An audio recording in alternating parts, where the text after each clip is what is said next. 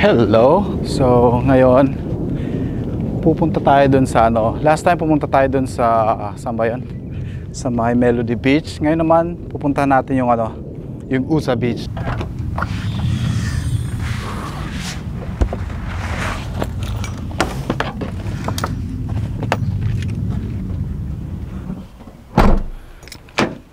So ngayon, ang gamit natin pang vlog ay itong Sony A7 III. Hindi ko alam kung anong magiging resulta kasi wala siyang flip out screen, so nagre-rely lang ako dun sa sa autofocus siya kung magpo-focus siya sa akin. Kaya I don't know. Let's go. Weather ngayon medyo hindi maganda, kaya wrong timing para dito sa test natin ng Sony. Okay. Woo. Perfect. Let's go.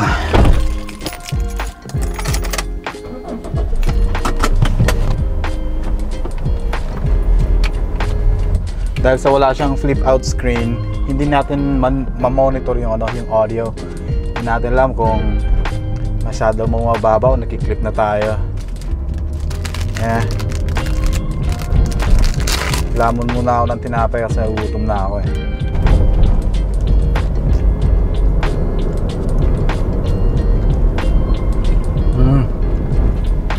Hindi tayo pumunta yung Melody Beach.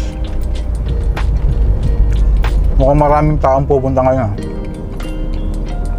kasi Japanese holiday ngayon. Dito sa Japan, kapag bumili ka ng Sony camera, dito sa Japan mismo, wala silang English menu. Kaya ito rin yung problema natin dito sa kamerang to, kasi wala siyang English menu. So all Japanese, kaya nahihirapan akong mag-adjust ng mga settings and stuff like that. At ngayon hindi ko alam kung blown out ba ako. Ang hirap mag-vlog kapag walang flip out screen, kasi hindi mo ma-monitor. So gamit natin ngayon 20mm, yung napakaliit, parang pancake lang siyang lens. Wala tayong ND filter na makita. Ang filter thread niya kasi ano ba yan? 49mm. 49mm ay hindi common. Wala nga rin akong mahanap na adapter para sa kanya. Kaya I think kapag pag blown out, mag-adjust ako sa aperture niya. Gagawin ko mga f16 something like that. Sana hindi tayo blown out. Okay, mukhang may mga tao rin na nandito. Maybe hindi tayo makakapagpalipad ng drone. I don't know. Let's see. We're here. So, F16. I think I'm blown out. Yeah. I thought there's a lot of people, but there's no one here. I think we can fly drone here later. Yeah. The place looks good, I think. Yeah, I'm gonna shoot some stuff there. Tingnan natin kung kung pwede ba dito mag-wedding ceremony and stuff like that. Yeah.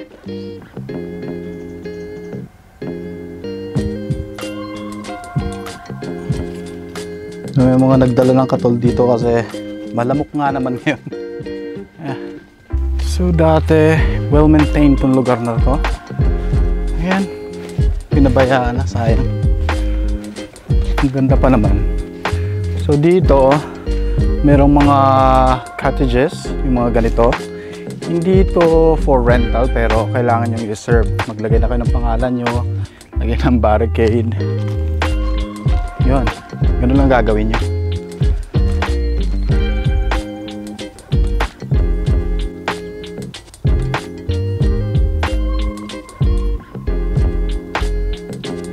So, luckily, pwede ka mag-shower dito kasi may tubig. It's free.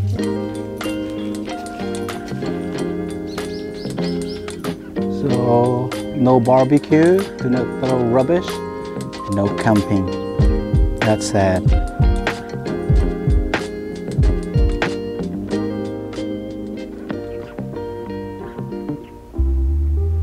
So although it's a Japanese holiday, pero kukunti yung pumupunta sa beach. Siguro pumupunta sila sa mga medyo famous na lugar. Dito kasi forgotten beach na to eh.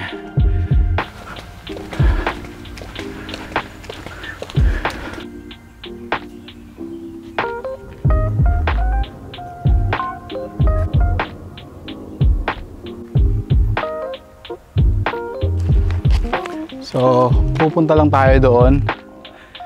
Titingnan natin kung makakapag shoot tayo ng long exposure with this Sony. Ang init. Sarap mag paddleboard o kaya mag snorkeling. Buti na lang low tide. Kasi kung hindi tayo makakapunta dun sa sa lugar na pupuntahan natin kasi it's impossible.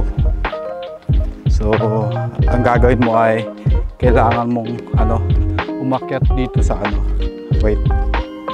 kailangan mong umakyat from there,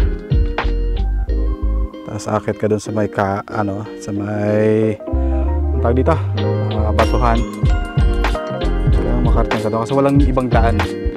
Okay, dito na tayo sa lugar at mukhang walang ibang tao kundi tayo lang. Let's see, makapag-photograph na tayo dito. Okay, blown out F16, blown out pa rin. Yeah, looks cool. Lang wala tayong ibang subject dito. Okay, may isang mahinang linalang na nag-iwan ng kanyang drinks dito. So I don't know kung may potential shot tayo dito kasi sobrang calm ng dagat.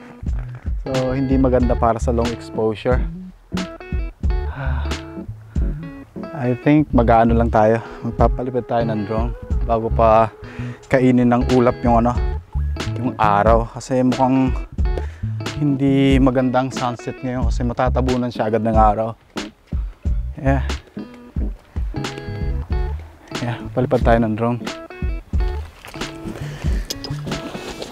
So hindi ko nila yung case ng drone ko. I don't know kung okay ba siya, pero mukhang okay naman. Okay, yung phone ko, ayun. Hindi tayo makakapagpalipad ng drone kapag wala tayong phone. Yung kagandahan ng mga bagong bagong drone kasi yung monitor nila may built-in monitor.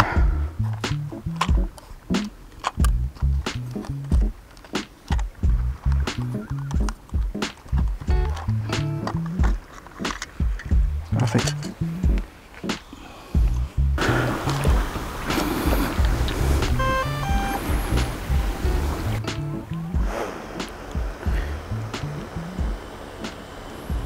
Let's go.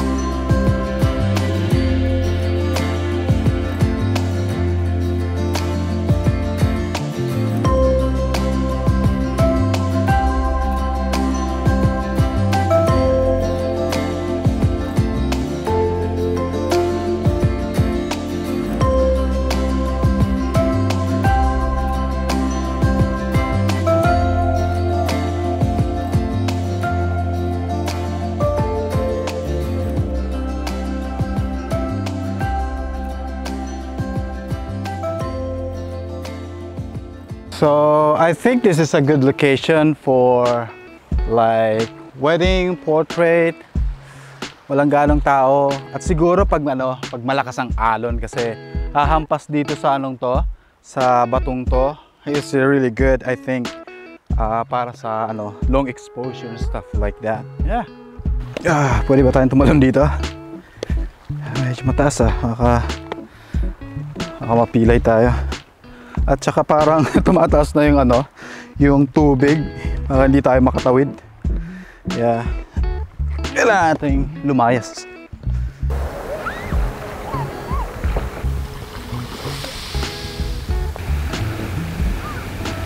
So if you haven't already, please subscribe, likes, mag-comment kayo kung ano yung gusto nyo. Kung ano pang gusto nyong puntahan ko dito sa Okinawa, please comment down below.